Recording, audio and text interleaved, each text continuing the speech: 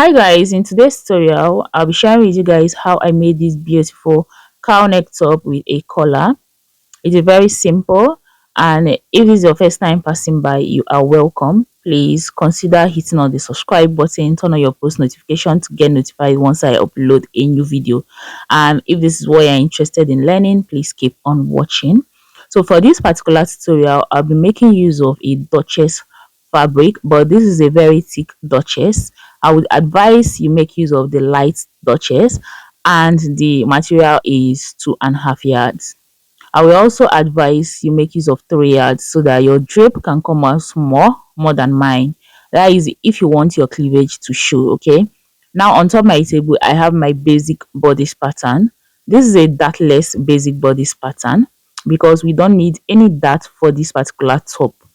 Now the length of my top is going to be, for now, 28 inches because I'm still going to extend it. I want it to be at least below my hip length. Now for the neckline, I made use of 4 inches for the wideness and 1.5 inches for the depth. Okay, now we are going to use this to cut both the front and the back. So the pattern you see on top the table is actually the back block. Now I'm going to place it on this fabric right now, and then we cut out the back first before we move over to the fronts. Now guys, I have to pin my fabric together to avoid any form of shifting when I am cutting. Do make sure that you pin yours, okay? And you guys, I have to follow the center fold of my fabric, as you can see. And please remember that this type of dresses does not come with a zipper at the back, okay? Except otherwise, in that case you can make use of a button, not a zipper. So guys, I'm going to ensure that I add up my ease allowance and my sewing allowance, because this pattern is without any seam or ease allowance. And you know that this top is a very free top, like it's a very big top. It's always very beautiful when it's big on the body. So guys, for the ease allowance I made use of 2 inches, and then for the sewing allowance I also made use of 2 inches. Now I'm going to extend the length of my top by 3 inches. So that is what you can see me trying to add up right now. Now once I'm done adding it up, I'm going to connect it into a straight line and equally connect the other part. Okay, so I'm just trying to make these lines that I've just marked out visible enough so that you guys can see clearly what I've just done there.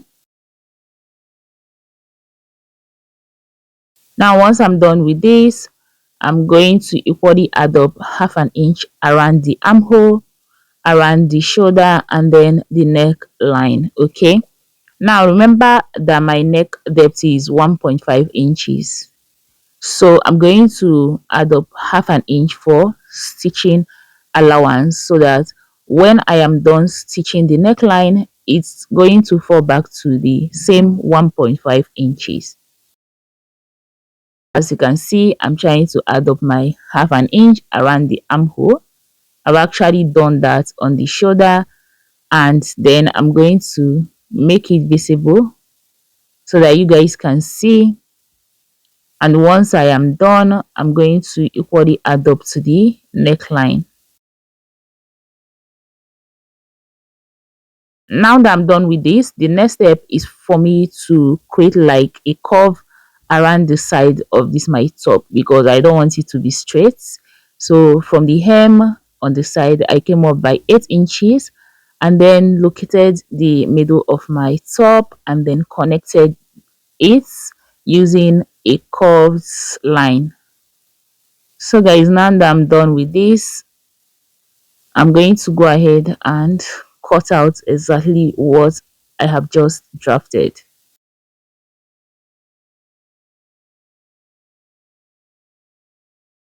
Now once I'm done with this, we are going to move over to the front. So I'm going to take the back away and then bring in another fabric, which I'll be using to cut out the front. Now while placing your pattern paper, you're going to ensure that you come down at least 10 inches below the top length, as you can see on top my table. Now I've gone ahead to pin it up, and I'm going to add up my sewing and ease allowance of 4 inches for the sides, and then I'll extend the length of the top by 3 inches. Just literally what I've done right at the back. Okay, I'm repeating it for the front. So I'm going to equally connect so that it will be visible for you guys to see. I'm sorry you are not seeing the hem, okay, because when I was doing this tutorial I didn't take note of that. So I'm going to equally come up by 8 inches by the side, and then connect it to the middle of my hem, and then curve it out just like this.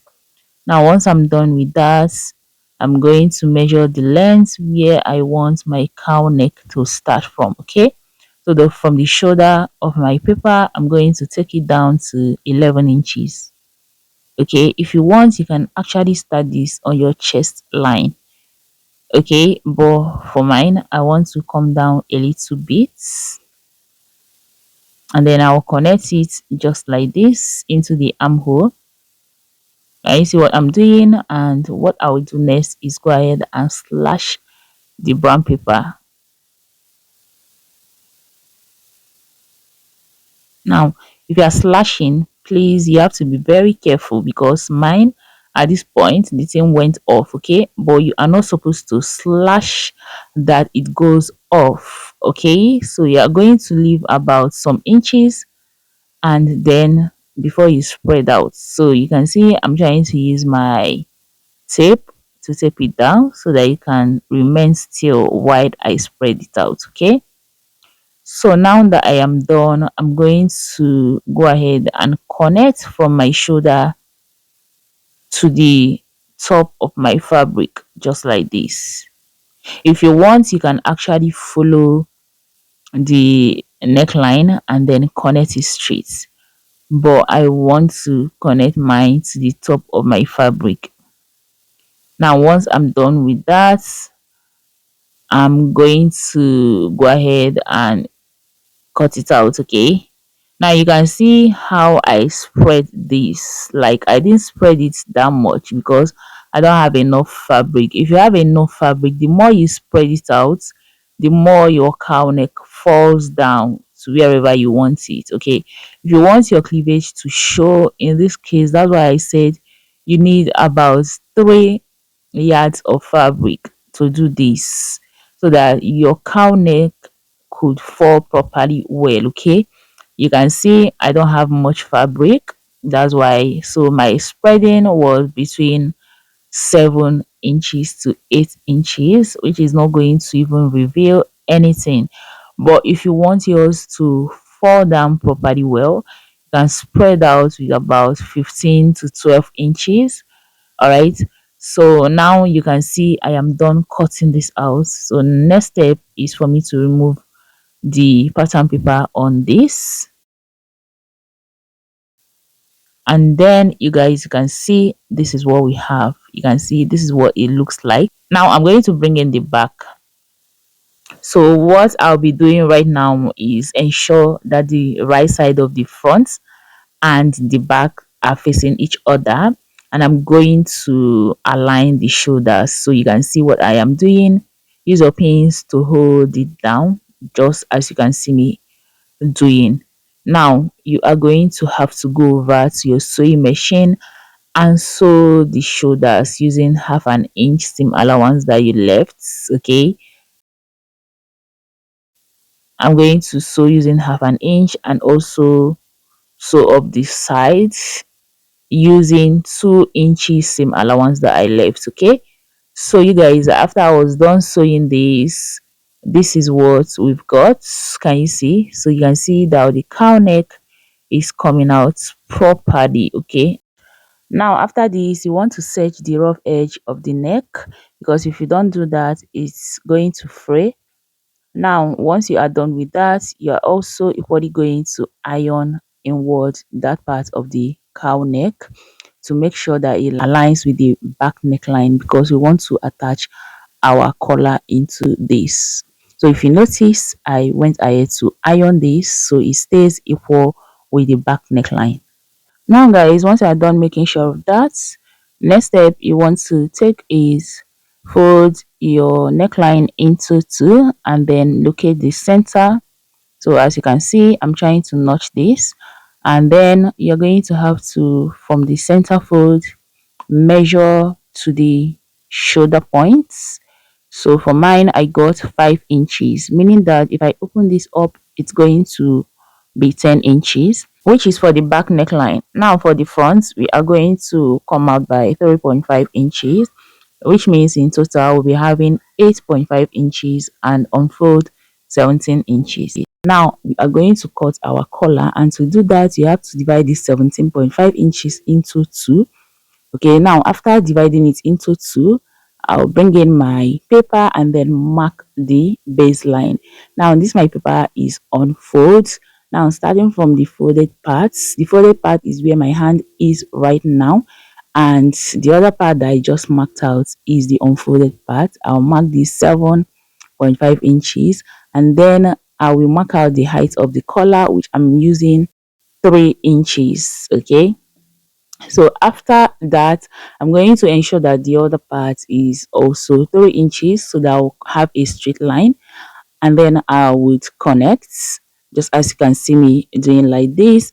Now once I'm done with that, I'm going to have to, on the upper parts, come out by 3/4 of an inch, because we need the upper part wider than the down part. So the upper parts need to be wider, okay, to differentiate the upper from the lower part. Okay, if you actually look at some colors, you notice the upper parts tend to be wider. So that is what we are actually trying to achieve right here.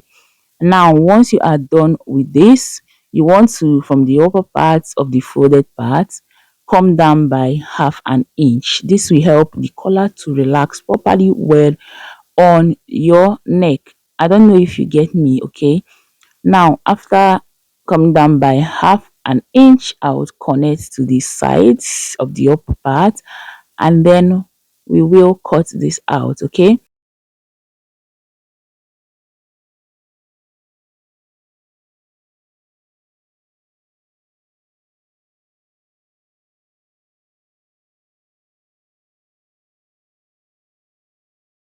as you can see, I am done cutting out the pattern. So here is the down part and this is the upper part. I'm going to go ahead and fold my collar into two again. Use my marker to indicate the folded part, the upper part, and the down parts, just so we won't get ourselves confused. Now go ahead and bring in your fabric. So here is my fabric. I've also fused in hairstay into this. I use hairstay because I don't want my collar to be very hard. I want it very soft. You can actually open up your collar and cut out like this, ensuring that you add half an inch allowance all around this. But then I'm going to have to fold mine into two, as well as fold my fabric into two. Okay, so now this fabric is folded into 4 parts and my collar into two. I'm going to use my pins to hold my collar down with my fabric, just so it stays one place, and then I'm going to have to add half an inch allowance all around it. Okay, so you can see what I have right there. I am done cutting this out. Next step is for me to remove the pattern, because we don't have any use for it again. Now once you are done removing this, you're going to have to note the down and the upper part of the collar.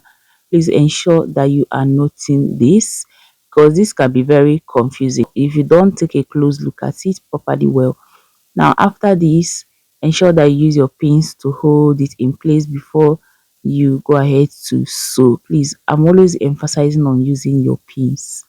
Now after that, to one part of the half an inch, which is downward, go ahead and fold it inward like this. Okay, so I'm heading over to my ironing table to press it down. After I have done that, you can see the other part of the half an inch should come down just like this. I don't know if you can see this clearly, and then I'm going to have to sew using half an inch all around the collar. Okay, the side I'm going to leave open is the down part, but for the upper part and the other two sides, you are going to have to stitch using 1/2 inch. So guys, as you can see, I am done stitching and you can see the line. Now I'm going to remove my pins, okay, and then place notches on this, okay, so that by the time I turn my collar outward, it is going to stay flat, okay. So these notches will help it stay flat. So guys, once you are done notching, move ahead to your ironing table, turn it over to the good side just as you can see me doing, and ensure that you use a sharp object, okay, either a broom or any sharp object you can lay your hands on to bring out the pointy part of the collar properly. Now once you are done bringing it out, you can see the remaining 1/2 inch that I left. You can see the other one is inward and the other one is coming outward. So let me measure the collar so you guys can see. You can see I have 17 inches, which is what it should be. Now I'm going to fold my collar into two and then notch the center. So I'm going to use my scissors to notch the center right now. Once you're done notching, what you want to do is open up your collar and then bring in the top. Now remember, we have also notched the center of our neck, which is the back of our top.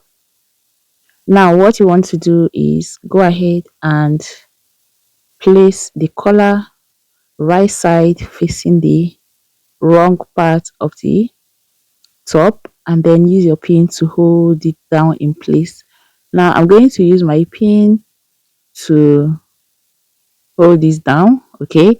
So once I'm done holding down to one side, I'm going to repeat the same thing to the other side.